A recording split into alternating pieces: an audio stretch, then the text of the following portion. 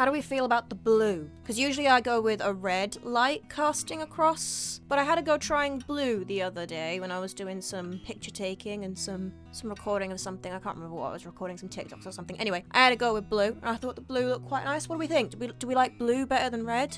Sound off your preference in the comments. Hi guys, it's Emma, welcome back to my channel, and if you're new here, then welcome to the chaos. I do all things music related on this channel, from putting up covers and show reels to show people what I'm like as a performing artist if they want to book me, to my favourite style of content, production, songwriting and audio engineering style-y content. Today's video is more on the production, audio engineering side of things than the specific songwriting side of things. I've got a project up here now. This is one of my current projects for one of my songs that I am working on at the moment, so I am going to mute a couple of things right now, just because I don't want to spoil this too much. I don't think I can wait until after this song has come out to do this video, so.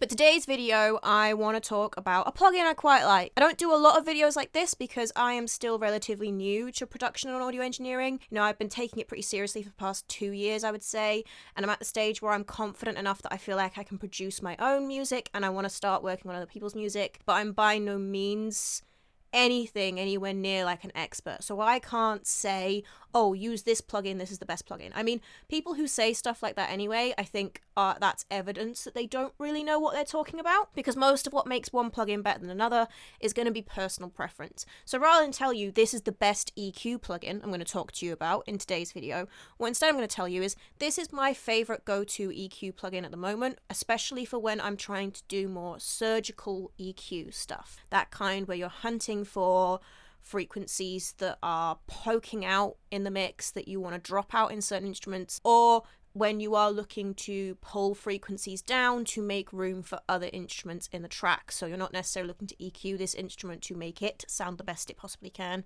but to make it sit better in the track overall. I don't use this particular EQ plugin if I'm looking for more of a tonal EQ. The EQ we're talking about in today's video relates to a subscription that I have recently started using. So this is the subscription I've gone with from Slate Digital. Anyway, they do a 30-day free trial. So if you do want to give their plugins a try, you've got a 30-day free trial. I always like it best when plugin companies give you a 30-day free trial. I don't think it's worthwhile when they only give you a 7-day free trial, because you can't really get to know a plugin and decide if you like it and are going to use it regularly in 7 days. How much mixing can you get done in, I mean, some of us can get a lot of mixing done in 7 days, depending on the 7 days, but really, you need to be trying out a plugin for a little while to really get to know it, to know if, so there's no point in a free trial that lasts less than 30 days, I would say. So I did the 30-day free trial, but I was already pretty confident I was going to be getting this all access pass because it was used, these plugins were used in the studio that I was regularly visiting, so I already knew the plugins relatively well and I knew some of the things they could do. The great thing about these subscription ones is that you do basically just get everything in one package and you never have to worry about paying for the updates when they come up. So in today's video, I'm talking about one of these EQs from Slate Digital. You can see how often I use it because it's here at the top. And today we're looking at the, I think this is called the Infinity EQ. Yes, that's what the INF stands for, is Infinity EQ. So this has become my new go-to EQ, where I used to basically just use the Logic channel EQ as my go-to one. All EQs are going to have the basic controls of, for instance, controlling whether it's a bell curve or whether it's a low-end boost, a high-end boost, those sorts of things. And the other basic controls you're going to have are your bandwidth, your boost and cut amount. All of these sorts of EQs, so, you know, this one, the channel EQ on Logic, let's find another one, the Tokyo Dawn Labs one, that's a free one. I'll do a video on this one at some point because I love this as well for a different reason. The Isotope Ozone.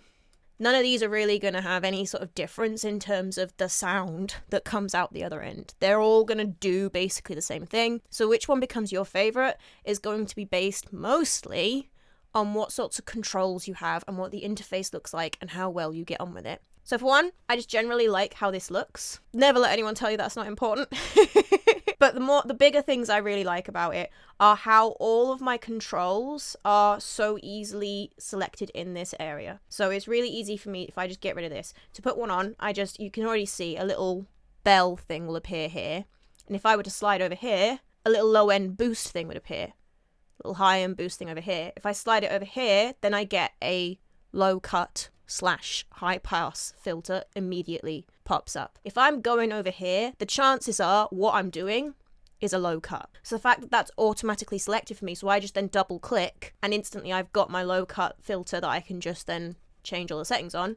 I really like that. It streamlines the process, basically. Similarly, if I'm going over here, I'm probably looking to do a low end boost. If I'm going over here, I'm probably looking to do a high shelf, you know? And if I'm going anywhere in the middle, I'm unlikely to be doing a high shelf from here, aren't I? Sometimes you might be doing that, but very rarely. More often than not, you're going to be looking to do a bell. Then, on this control thing, I can very easily switch it on and off, so I can hear, you know, a comparison between what it sounds like with it on and what it sounds like with it off. I can switch it out to a different type. So if I did actually want to put in a really extreme cut here or a really extreme shelf, then I could switch it to that. It's easy enough to do that. And I can get rid of it by just clicking the X. Then our other controls, if you just hover your mouse over the general area and you scroll up and down, then you can still shrink and increase the bandwidth, or you can just do it here with this control here. That's the bandwidth control. You can actually also change the dB to octave slope,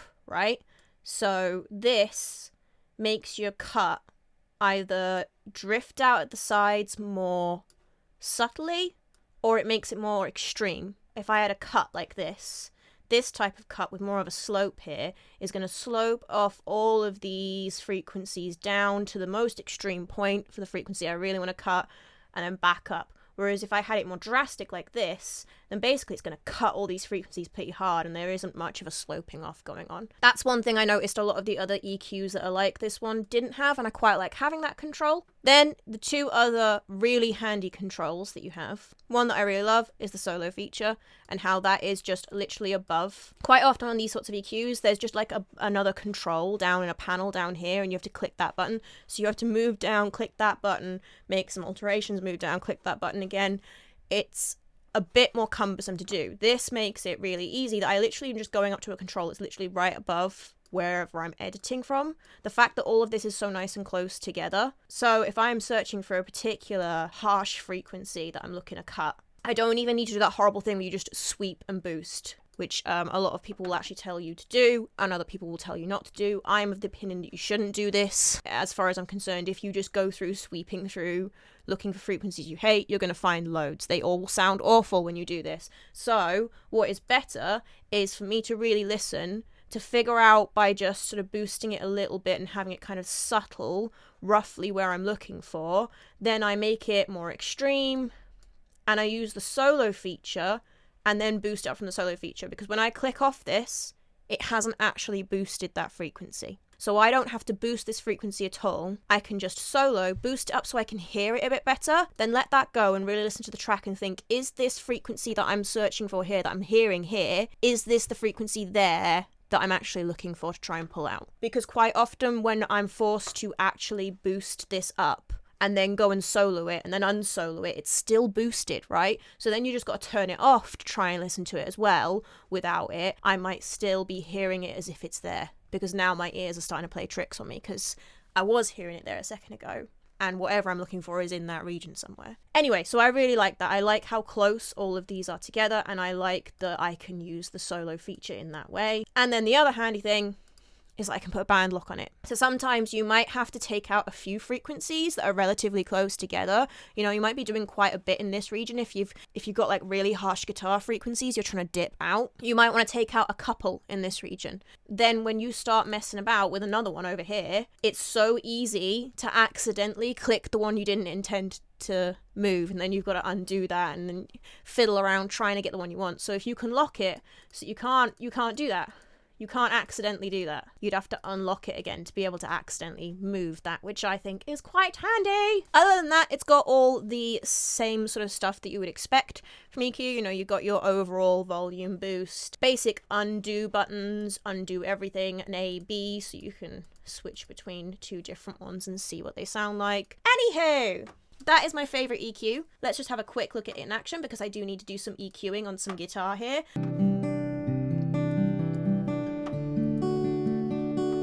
So I know that I'm not going to want a huge amount of bassness, so I can just cut that immediately.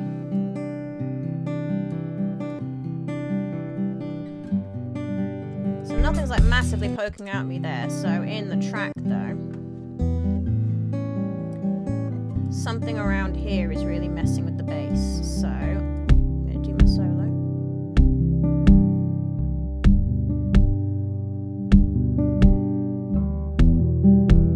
It's around this region. Just gonna make that smaller. So yeah, you can hear that frequency is actually poking out a bit, and it's really interfering with the bass. So I just drop you down. Oh, and actually I didn't show before, it's really easy to drop it down without moving the frequency, because if you click where it shows you how many dB it's been boosted or attenuated by already, and just pull that,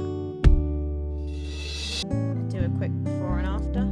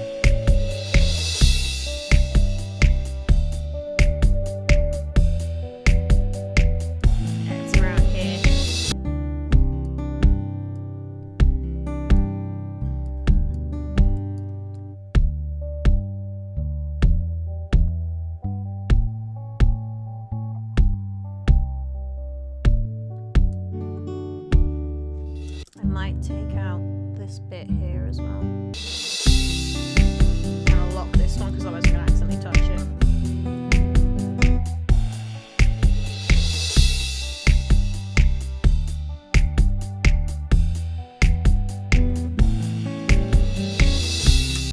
So that is the Infinity EQ by Slate Digital.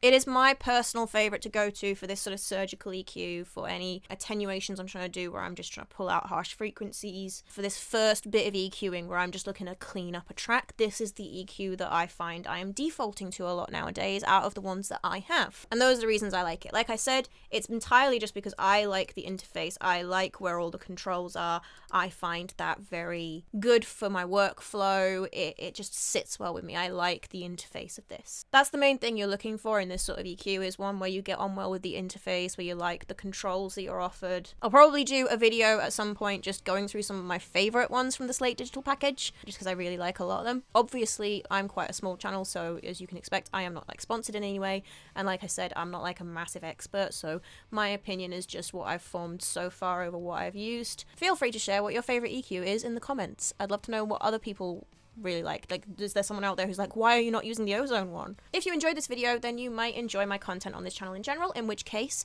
you might want to hit that subscribe button. But I know that's a big decision to make, so do feel free to check out some other videos before, so there will be one recommended on the end screen for you. If you want to follow me on all my socials, they're linked in the description below, and there is also a link to my Buy Me a Coffee for if you want to support me with money. I have a membership on there that if you join, you get behind the scenes styly content, mainly outtakes videos from these videos. Anywho, I'm going to go away and actually work on this track now. I shall see you guys next week with another fun music-related video of some sort. Bye!